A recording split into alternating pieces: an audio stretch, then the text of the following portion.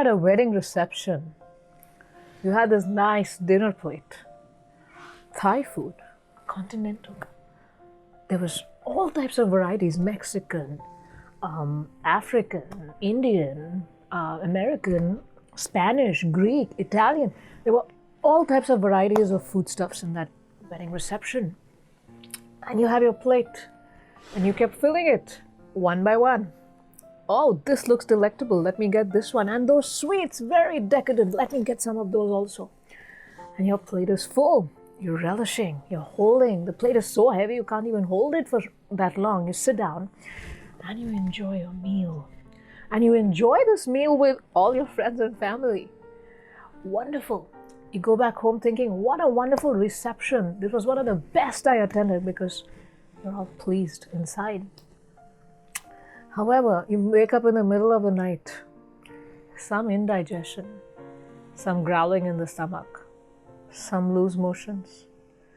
The morning you're sick, you had to call in sick at work. You're feeling all heavy, stuffed up. You feel like you don't want to look at food for the next 10 days. And whose fault was it? Was the caterer's fault? Why did they make so many varieties? Or it was the host's fault. Come on, who puts so much stuff out there in a party? So it wasn't your fault. It was the caterer's fault. It was the host's fault. You know what? There's an Armenian saying that goes in this way. It says, whatever you crumble on your plate goes inside. Life is like that. We make choices, things happen, stuff happens to us. Who's responsible? Not me. Someone else. You, but not me. What we need to understand here is that whatever we're putting on our plate goes inside. So whatever activities, actions we have done in the past causes us some indigestion in life, leads to difficult situations, leads to anxiety, leads to people responding to us in certain ways, and us responding to people in certain ways. So all of these three things, the situations we face in life, how people are dealing with us, and how we are responding back to those situations and those people, is our responsibility. It's completely our responsibility because of the choices we've made in the past and the choices we're making right now, in the moment, in how we're responding to life. This is karma coming back to us. And how we respond, we're creating more karma. Once we learn how to take this responsibility fully, life becomes blissful. The point is, karma is not going to forget you. Just like when there's a calf mooing in the grasslands with thousands and thousands of calves, the mother cow knows exactly which of her calves is mooing and where her calf is. And she exactly finds her way through all those thousands of calves right to her baby. Karma is like that. Your karma, your past actions are going to find you. So what you are dealing with right now is your karma that has come back to you. There's no escape. So the best way to deal with this situation is when we learn how to take full responsibility for everything that's happening in our life and for how we're responding to those situations. When we do that, we become peaceful, extremely peaceful.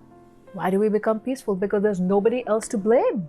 None of our energies or vital organs are involved in blaming and finger pointing to other people or finding out ways to take revenge or show them down or pull them down or make them realize their mistake. You're done with all of that once you learn how to take full responsibility. When we do this blame shifting stops because we realize we're responsible for what we're dealing with right now. And that makes us extremely peaceful. And when we are peaceful, in that calm state, we can learn how to be creative. Resentment pulls us down. But when we stop being resentful and we take responsibility, we become really calm, free from resentment, and we can become creative about how to deal with the current situation. Instead of reacting to the situation, we learn how to respond to those situations and find our way out of the situations.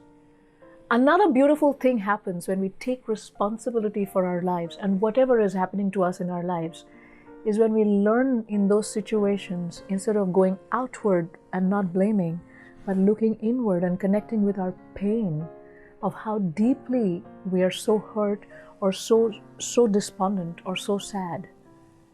When we learn how to connect with that, we realize the depth of our pain, and we also understand that probably in the past or in the present, we have caused the same pain to someone else.